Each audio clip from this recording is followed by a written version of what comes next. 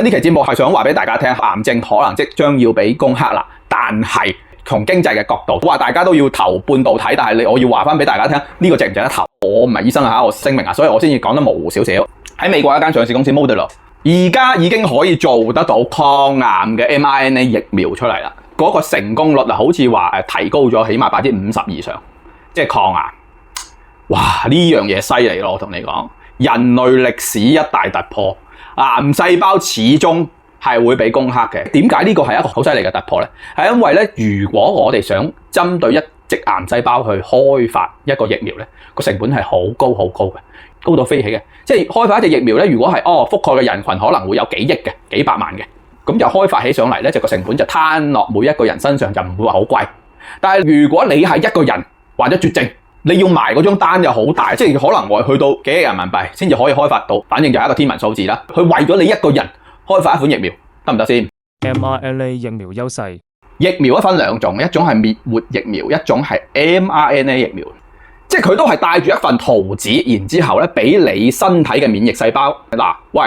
呢幾隻內奸嚟㗎，呢幾隻係衰人嚟㗎，壞人嚟㗎，咁你就幫我殺晒佢啦，咁就可以就解決到身體入面嘅一啲壞嘅嘢啦。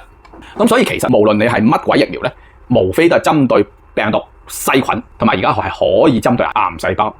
理論上嚟講，如果嗰個疫苗係啱嘅，佢就基本上就可以對症下藥。其實你可以理解為所有嘅外來侵略者同埋呢個內奸都係可以俾疫苗殺死嘅，只要嗰隻疫苗嗰張圖紙係啱嘅話就得噶啦。除非你嗰個人有免疫系統一隻病嘅啫，因為咧我哋做滅活咧就可能1年以上先做得出嚟，但係 mRNA 疫苗咧係幾個星期就搞掂啦，2至4個星期就搞掂，叫做係有新嘅呢個病原體。咁我就喺佢身體度採咗樣，然之後就攞咗呢個病毒樣本，然之後就即刻就攞去生產線嗰度2到4個星期，佢又可以批量生產出嚟。咁但係講到尾嗰陣嘅 mRNA 疫苗，佢都係針對一群人而唔係一個人啊嘛。而家嘅情況係咩咧？因為我哋有咗 AI 嘅技術，個 AI 嘅技術係咪即係會發現得更快啊？即係縮短嗰個研發周期啊，進一步拉低個成本，咁就可以低嘅成本為一個普通人去專門研發佢身體入面嘅癌細胞嘅疫苗。而家已經過咗3期嘅臨床試驗噶啦，咁啊據說咧話2027年咧就可以提供到咁嘅服務噶啦，即係個性化訂製嘅。咁但係咧而家講翻啲令你哋唔好太期待嘅一樣嘢，話就話哇個成本好低啦已經，咁我都問過係好似話要去到幾十萬美元，少極都20萬美元打底噶啦，而且呢啲唔係100%嘅。點解唔係100%咧？嗱，有2個因素嘅，一個因素咧就係嗱嗰嚿咁嘅 can 咧，佢本嚟可能就已經有好多分支噶，唔同嘅入面有好多5、6種噶啦，你可能會漏噶嘛。佢本嚟有5兄弟嘅，5兄弟都唔同樣嘅，咁我採咗佢其中3個，咁仲有2個嘅話我識別唔到，咁係咪唔徹底啊？咁但係嗰2件唔識別唔到嘅，我又殺唔到佢，咁始終都有殘留。第二個咧就係話，因為你當其時採樣係譬如話1月1號採樣嘅，但係做咗出嚟之後，真正你要打入佢哋身體嘅時候，可能係過咗1個月啦。咁你呢1個月入面咧，呢5兄弟咧又會唔會生到一竇一竇咁？即係嗰種圖紙都已經認唔到佢出嚟啦，因為佢分裂得太多或變異得太多，咁所以咧呢啲係冇100%嘅。投資忠告，即係我覺得你哋投資係要知道2樣嘢，第一佢所謂嘅成功率唔係100%，第二佢係好貴，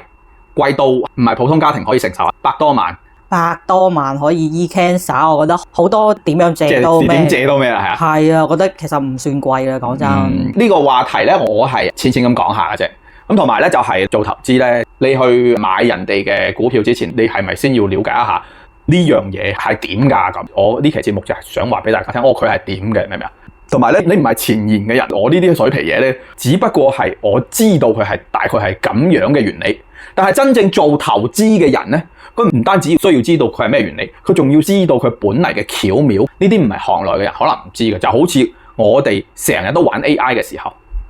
我會睇到出面嘅資金啊，對 AI 嘅投資咧係非常之冇腦嘅。但係我作為一個相對嚟講係即係叫做日日對住同埋日日討論嘅人，我哋唔係話喺投資上討論，我哋係用方面討論嘅人，我哋咧就會睇到好多唔係呢行嘅人睇到嘅嘢。所以對於我嚟講，暫時啊嚇，我自己覺得我自己有2樣嘢都係我好強勢嘅，一個就係睇嗰個黃金，另外一個就係睇 AI。即係呢2樣嘢，我係保證。即係有啲新聞咧細到咧，你聽都聽唔明佢講乜嘅。即係譬如話 AMD 最近又收購咗一間芯片公司，係專門將嗰個 AI 嘅模型放咗落個芯片嗰度啊，咁你唔識嘅人你唔知乜嘢。友情提示：而唔係話哇癌細胞俾攻克咗咯，我就可以不顧一切咁樣去扯盡自己，又食煙又有酒又夜瞓等等，唔得。即係你張圖紙係唔啱，或者係 cover 唔到所有嘅癌細胞，到最後你都可能會有漏網之魚嘛，又係復發。呢個係一個。第二個，你個 can 越拖得耐，咁佢咪分化5、6、7、8個兄弟姊妹，全部唔同樣或者啲孫。當你嗰個種類太多嘅時候，抽樣係搞唔掂啊！所以唔好話哇俾攻克咗咯，我就唔做體檢啊，唔得噶。你一樣要做體檢，你要盡快知道有冇咁嘅嘢喺度。只不過而家呢嚿嘢係話俾你聽，係增加咗成功率，同埋好振奮人心，係一個好有效嘅方法。但係如果你係真係又係 too late 啦，即係太過遲啦，咁一樣係害咗自己。